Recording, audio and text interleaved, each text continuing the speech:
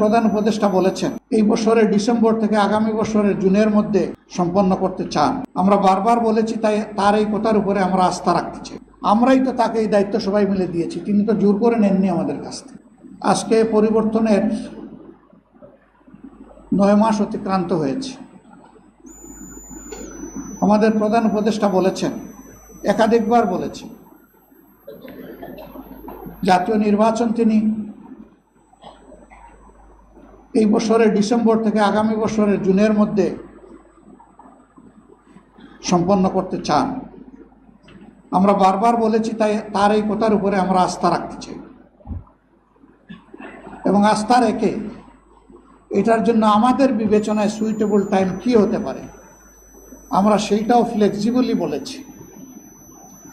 আমরা তাকেও বাধ্য করতে চাই না। আমরা কেন বাধ্য করতে যাব? কারণ তিনি তো সকলদের দ্বারা সমর্থিত। আমরাই তো তাকে এই দায়িত্ব সবাই মিলে দিয়েছি, তিনি তো জোর করে নেননি আমাদের কাছ থেকে। তিনি তো আমাদের প্রতিপক্ষ না, তিনি এখন সরকারের অভিভাবক।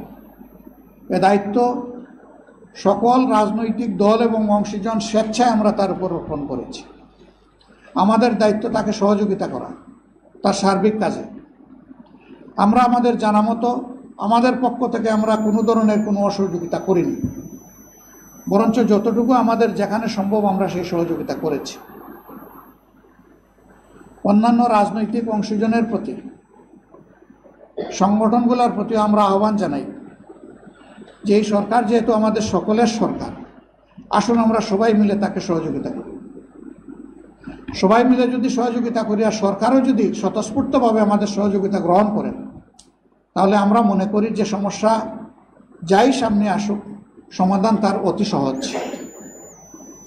কিন্তু এইখানে বোঝাপড়ায় যদি কোনো গ্যাপ তৈরি হয় আর জাতি যদি কোনো সংকটে পড়ে, এ দায় আমরা কেউ এড়াতে পারবো না।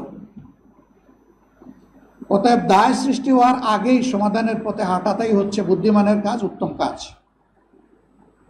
আমরা সরকার এবং রাজনৈতিক দলগুলোর প্রতি এ উদাত্ত আহ্বান জানাই যে পারস্পরিক সহযোগিতার মনোভাব নিয়ে আসুন প্রিয় দেশকে, জাতিকে আমরা আশাবাদী করি এবং সামনের দিকে এগিয়ে নিয়ে যাই।